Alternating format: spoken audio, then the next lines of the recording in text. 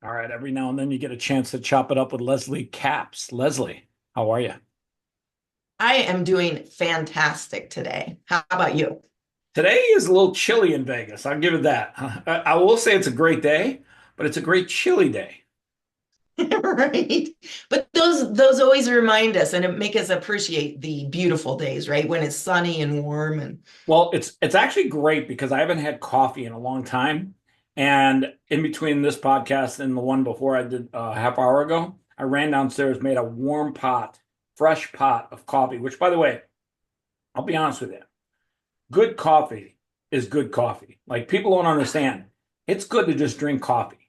Like now, granted, today I had a little like I had the bottom part of the cream left. I had this like Starbucks caramel cream. I had just a little bit left, but I had more than I normally put in, but I'm like, I'm not putting it back in the fridge because it's at that bottom end and I don't want to put that back. So I just poured it all in there. So I think this is closer to oh, hot chocolate than it is coffee.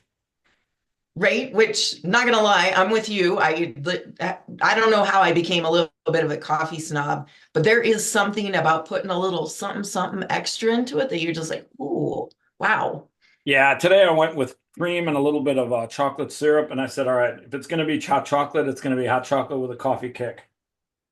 Yeah, exactly. Woke up this morning, it was like 39 degrees in Vegas, and I was like, okay, it's a little chilly willy. Yeah, and see, Wyoming, we're just used to that. That's like a normal Well, I day. hear Wyoming is gorgeous. Like I've had so many people tell me. One of my buddies moved from Texas to Wyoming, and I want to say he sold his house there, and he was able to buy like a massive house in Wyoming. Like he spent like he sold his house for like 2 million in Texas, and he bought a house up there for 1.3 million. He sent me the Zillow link. That thing was insane, acre and a half. You know, it was nice. It was super nice. Wyoming's nice. It is, right? Yeah, for so many different reasons. And I like to joke, honestly, that when COVID came, and the thing was 6 feet apart in Wyoming, we are like, what's a big deal? We're 6 feet apart anyway. Like, we don't really like people, right? We need elbow room. So, Yeah, I like a little space. I got 3 dogs, so I like a little space for multiple reasons. We go for walks in the desert here, and yeah, I'm sure out in Wyoming, these guys would like love it. oh, right. Yeah, they could run with the deer and the antelope and play and yeah, lots of space. Well, it's funny. I got a big guy. He's a Cane Corso Chocolate Lab, and the other Holy day, moly.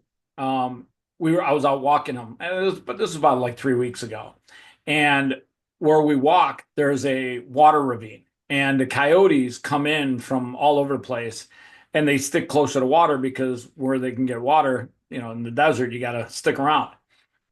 So there was this one guy, he was actually kind of big. I almost thought it was a wolf, but we don't see too many wolves in Vegas, so I'm pretty sure it's just a coyote that was fairly well fed. And it's funny, he looked at Jesse and he looked at me, and Jesse was like right by me.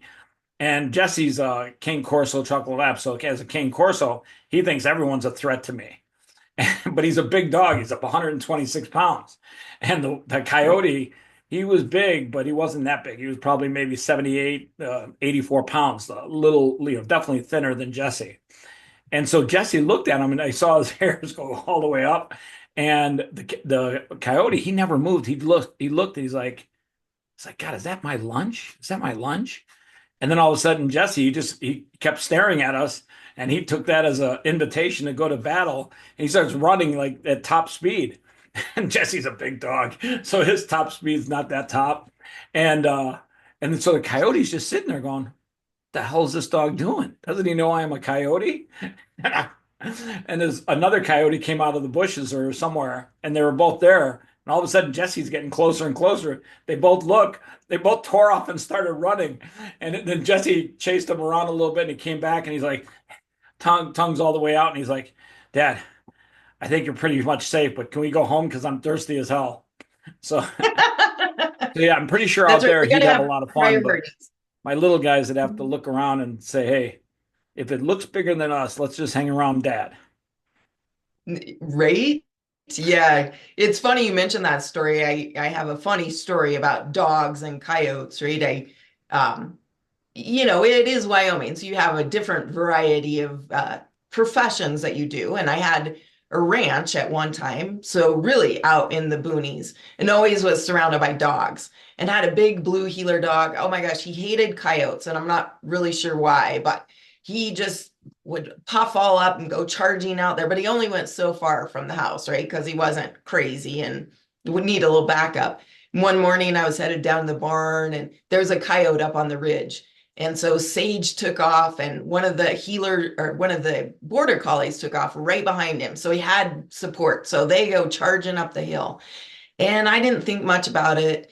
And usually one border collie stayed right with me. And I look up, and there's three dogs now running right back at me. And I was like, well, that's weird. But I look down, Boots is still right beside me. That coyote was chasing the other two, and they were coming like tearing towards me. Protect us, protect us.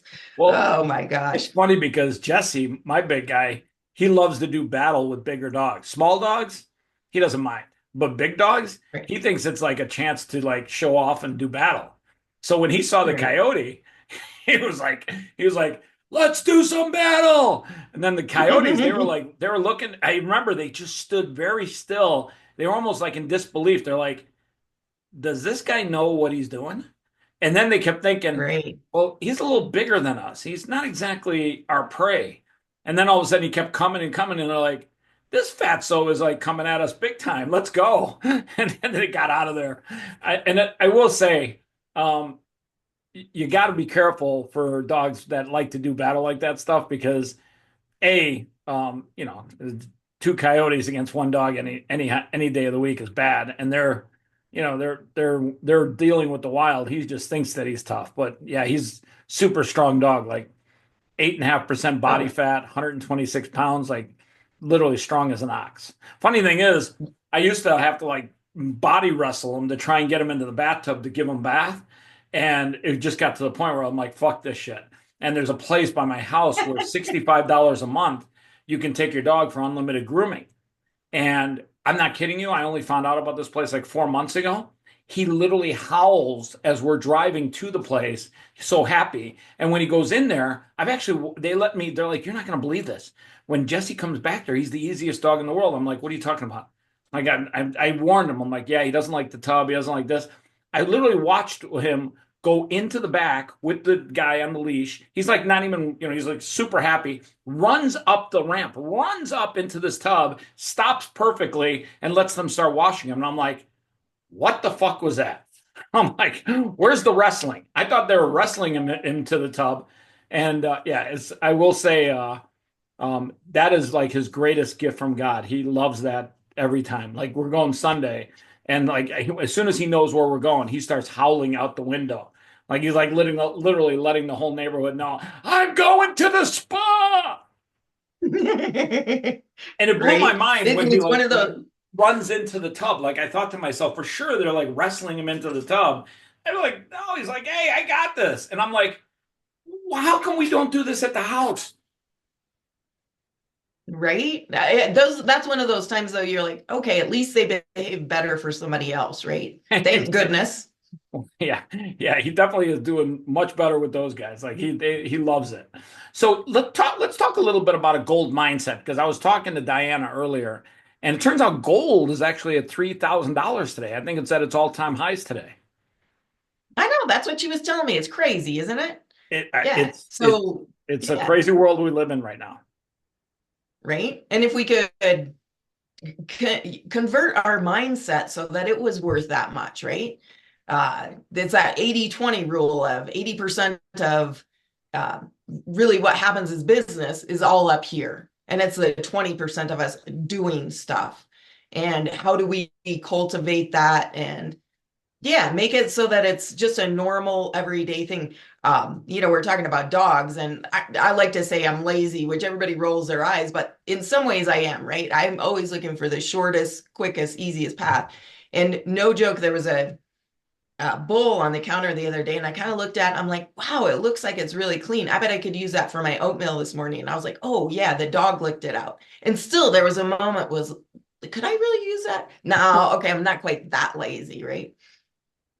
So talk a little bit about what it means to have a gold mindset. Sure. I think it's that when you get an opportunity to do something, do we go forward or do we let our mind get in the way and, ooh, do I have enough resources? Do I have enough time? Do I have enough whatever it is? Doubt. The devil is in the doubt. Absolutely right. And it's just, okay, how do we break this down to one step? I just take one step, that, and then how do I create a system to make it work? So, for instance, I wrote a book in 30 days because I got an opportunity to take it to an Oscars gifting lounge. I had all these people saying, well, what if that, like, don't you have to think about your time? And I was like, First, do you no, have the book? Can you do a show and I tell? do. Absolutely. Talking about gold, right? Turn your story into business gold. Oh, I love it. How many pages? Yeah. How many Yeah. pages is the book? I would have to look because I know how many pages I sent in. It's about 200 pages. 200. Wow, that's a decent read. Is it a pop-up book? No, just kidding. Just kidding. Right? One would think. And that maybe that's my next one, right? I'll be honest with you. I used to love pop-up books when I was a kid. I don't think that's a thing anymore. I don't know. Now that you mention that, I'm not sure that I ever seen one recently, Yeah, right? I think And what kids a are shame. kids are way beyond pop-up books. They get their iPad. My buddy's got three girls and he gives them an iPad. And I'm not kidding you, that's like their electronic babysitter. Right. Absolutely. Yeah, which is such a shame to lose that reading ability, right? That Talk a ability to little bit travel about to what's in the different book, by the worlds. way. What's that? Talk a little bit about what's in the book, by the way. Sure. So it's really this idea of how we use our story to create gold in our business. How can we, when you look at your unique story, it is the one thing that will help you stand out from this sea of other people. And somehow on online business, we've gotten all weirded out, right? We feel like we have to pitch or we have to explain the whole process to you when nobody really cares. Yeah, And exactly. right, like we're at A, we want to get to B. How can you get us there? That's what we want to know. And we don't really care how you do it. We don't care if we have to stand in the corner and eat peanut butter upside down or what. So yeah, why we get stuck in that, or they tell these big long windy stories, right? Where I said to somebody the other day, I said, okay, you just told me this story and you're doing this. Like, I don't see how they're connected. And he said, they're not. I'm like, okay, don't tell that story because you lost me because my brain's trying to connect the dots.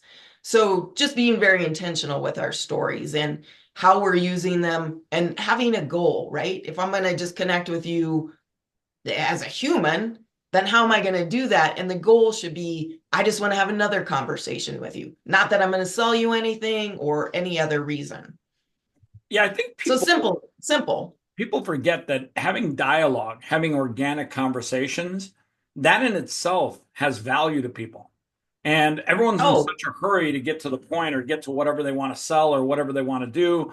Whether you're like trying to get a girl on a date or whether you're trying to get a business to buy your product or whatever you're trying to accomplish, don't be in a hurry. Let it happen organically. Get to know the person that you're talking to because it's almost like peeling away layers of an onion or an orange, and you can literally find out so much. And before you ever get to selling somebody something, you may find that there's a whole different storyline inside of this human being that you've got right in front of you. absolutely. And that their needs might not be what you're selling, right? And that's okay.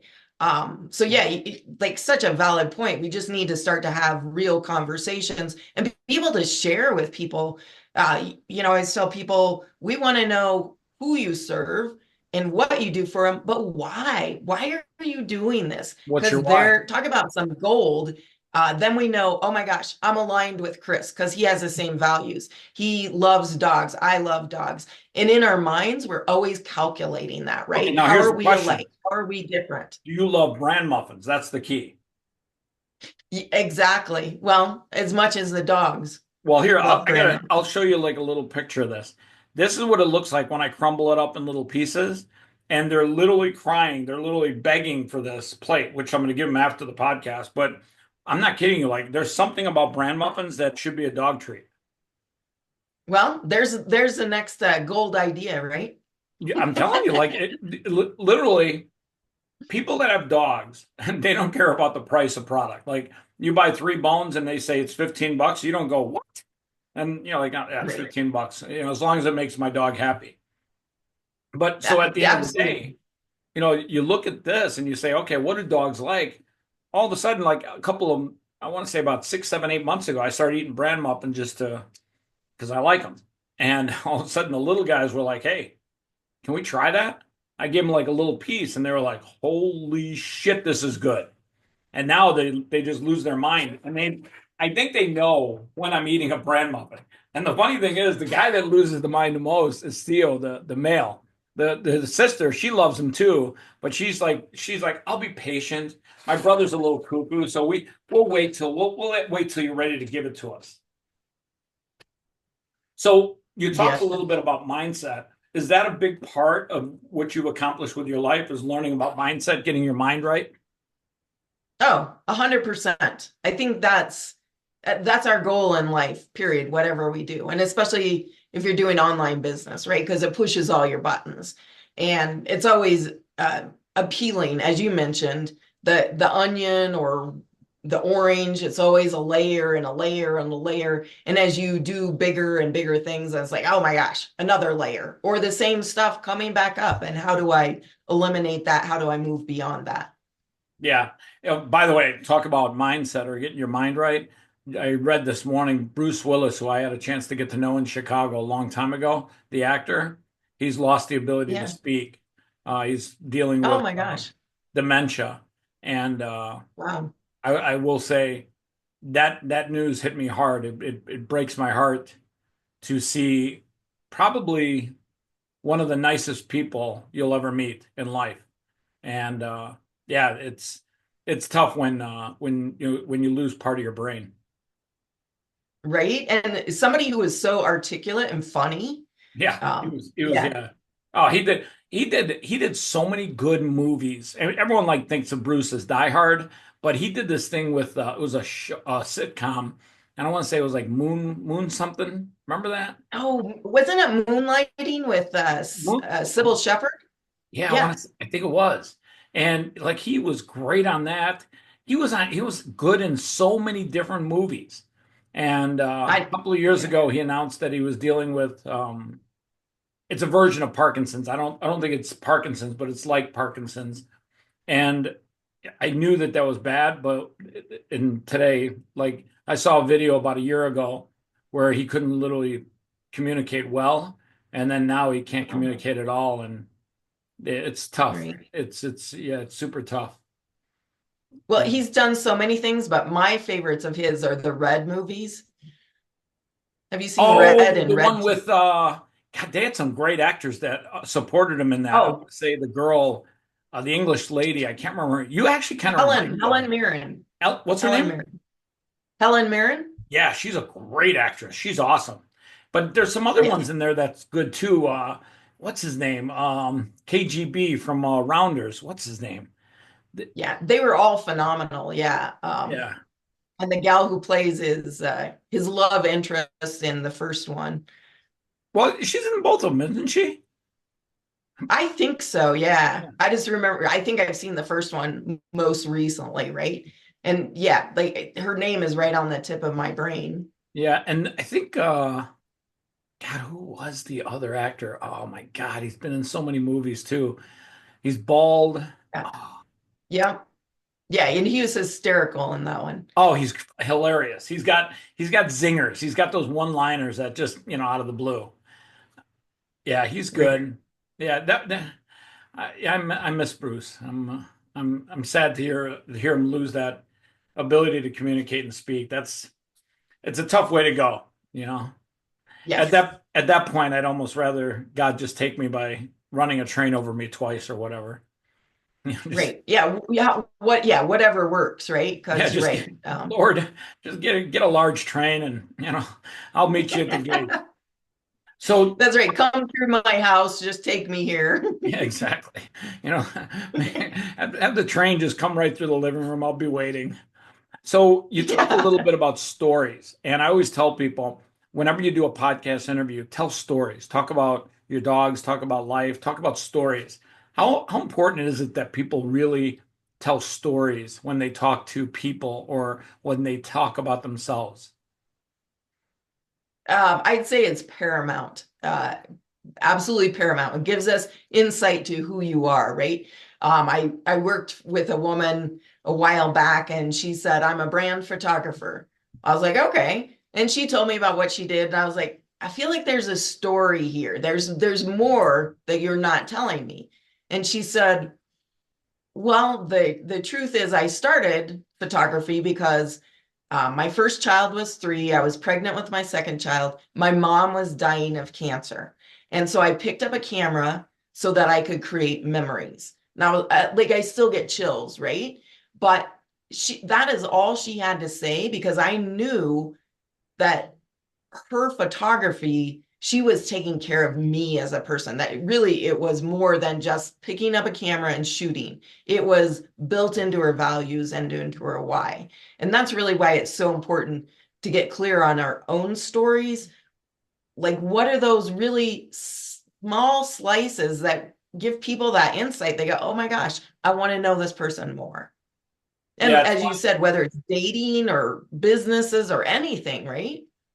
Yeah, it's funny. I have a book coming out called Faith Matters, Cool. and I talk to people all the time about it because people think that the book is about faith in God, which it is to a degree. It's like 20% that, but it's Right. 80% having faith in yourself, believing in yourself, having faith that God put you in this world to do something great.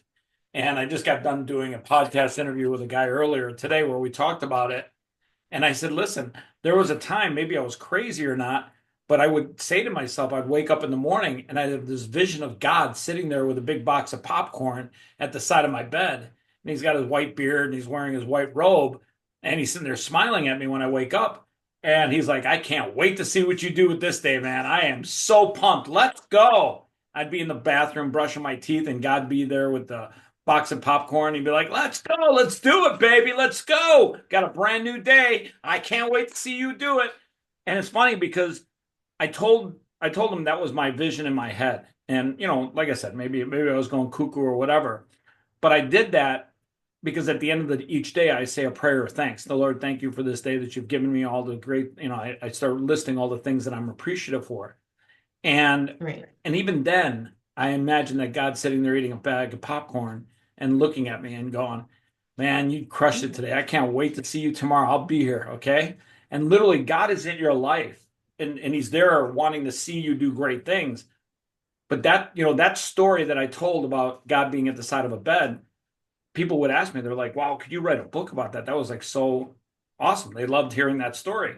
And I've actually had people tell me, I now imagine that God's there when I wake up in the morning. It makes me want to get up. It makes me want to pray. It makes me want to meditate for a while. It makes me think that I'm not alone. And a lot of people, this is crazy. I know this is going to shock people, but a lot of people in America or in the world today are alone. They're lonely and they feel empty inside sometimes. And if you think when you wake up and start your day that God's sitting there with a big booming smile and a bag of popcorn, it kind of takes away that feeling of being alone. You know that you're never alone. And by the way, just so you know, God, he likes to hang around all the time. Like you'd think he'd be busy with other stuff. No, that guy, he'll hang around you all day long. He'll sit there with that bag. And by the way, his popcorn, he must get like good supply of that because I'm seeing every time I see him, he's got a big bag of popcorn. But I always tell people, Yeah, I love that visual and that empowering people. And it's funny you talk about, maybe it's not funny about a book. Um, like I really felt maybe in a different way, that same way about writing a book. It's not about me. It's about what do other people need? What do they need to feel empowered, right? And a part of what I love about your visual is like our lives are a movie. And if we don't like the end or we don't like a chapter, all we have to do is rewire upstairs and change that, how it's going to end, how it's going to go. And you're right, we're never alone. There's God always, but there's always other people that are coming along for the journey. Maybe if it's only for a short part and they move on, but yeah, I love the whole image of this movie idea, right? And somebody watching our movie, like cheering us on all the time. That's awesome. Now, by the I way, don't think it's kooky at all. I must give a disclaimer. There is a strong possibility I was crazy when I actually did that because I may have actually been going a little cuckoo. But I like being a little cuckoo. I always tell people it's okay to be crazy when you're alone. It's okay to be crazy about your faith. It's okay to tell yourself things because guess what? Even though nobody else sees this guy in a white beard with a bag of popcorn, as long as you see them there, he's a part of your life, not a part of theirs. Right? Absolutely. Yeah. You have to be the one to see the vision, period. So Whatever that vision looks like. let's play a little word association. I'm going to throw some words at you. You throw back to me whatever comes to mind. Okay. Dogs. Dogs. Mm. Joy. Unconditional love. Oh, no kidding. Like boundless, right? Like energy and excitement. Life. And more so, meaning Like of life. meaning of life. Joy. Joy, gratitude, love, cultivating that in ourselves so we can spread it to others. Good. I always tell people my meaning of life is to find peace. I think when you find peace and you find that point in your life where you're at peace with yourself or at peace with your body or at peace with your relationships, I think at the end of the day, that's a good place where people can find happiness. From a place of peace, you can find happiness and love and all the things that are good. All right. Right? Montana. Montana, that's a good one. Montana. Oh, yeah.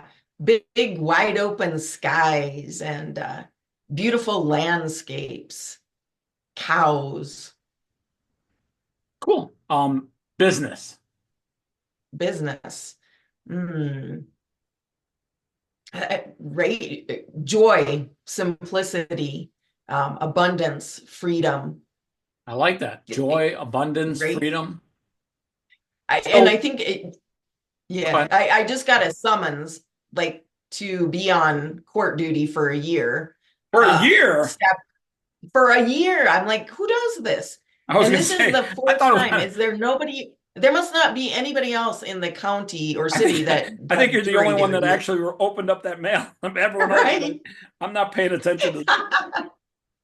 Exactly. But you know, I think freedom, I at that moment I was like, I'm not used to having a keeper. I'm not used to having somebody have to know for a year when I'm out of town. It's kind of like, yeah, I was really like, I don't Wait a like second. that. That means they can call you periodically throughout a year to come and do jury duty, right? Yep, exactly. Okay. And they don't have to really give you any warning. So you have to try and plan out what you have, right? Or you have to let them know. Okay. So The I last actually round I thought you did were going this. to do like jury duty for a year straight. I was like, hula, what kind of case are you doing there? Right? No, it's just the potential for a year to be called to trial. Yeah, that's an envelope I would have wished that got lost in the mail somehow. Like, yeah, Right? that's another Exactly. thing too. These days, I go to my mailbox. I'm not kidding you. I could do without almost all of my mail. There's literally nothing in my mailbox that's ever important. I literally check it maybe Right. once a month because I don't know what we have to do in America to get rid of junk mail. But if we could just figure out that, like if I could just opt out of junk mail, just send me the important shit, I'd really appreciate it. But the post office is so poorly run, they can't even figure out how to pay their bills. I was gonna say you would think all the junk mail you get that they would be making money, right? Like sometimes when I open that box, I look at all that junk mail and I'm thinking to myself, does anybody ever reply to this shit? Like, does somebody actually take that coupon to the sushi joint and say, here, I'm getting $5 off my sushi because I got this in my mailbox?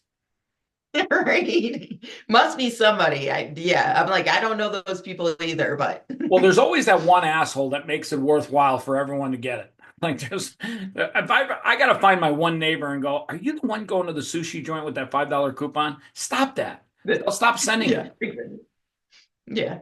Yeah. Right. So I always ask people to end a talk with something inspirational to the people watching this. And a lot of people need inspiration for a variety of reasons. They're afraid to pursue their dreams, start a business. there's a lot of fears that people have. What would you tell somebody to inspire them to pursue their dreams? Hmm. I think I would tell them, and specifically since you mentioned fear and that, like letting our mind get in the way of living our lives, that, oh my gosh, once you open the door a little bit, then you want to kick it down. And fear, again, is all up here. And it's so easy. I guess it's easy, right? Once you overcome some of that, because it looks not easy from that other side when you're sitting there feeling fear or feeling alone. But really taking the chance, taking the opportunity. I think every day we get opportunities that we don't recognize as such because we're in that space. So thinking of that abundance, that open your arms and go, just say yes. Maybe that would be my word, right? Just say yes Oh, I like to that. whatever comes your It way reminds and me of that figuring movie it with out along the way. reminds me of that movie with Jim Carrey. I think it was called Yes Man, where he literally changed his whole life by saying yes to everything. Right. And actually there's a lot of truth to that, right? So many times the things that we don't say yes to are the ones that would move the needle for us and go, oh my gosh, I didn't realize this existed. I didn't realize I was capable. And that is the thing. Everybody is capable. And we just have to get out of our own way to embrace that. God does have a plan for our lives. I'm pretty sure of that. Right. Absolutely. Yeah. So she's Leslie Capp. She's full of joy. She's an author. She's out there with her gold mindset, sharing good advice on a variety of subject matter. Leslie, thank you very much.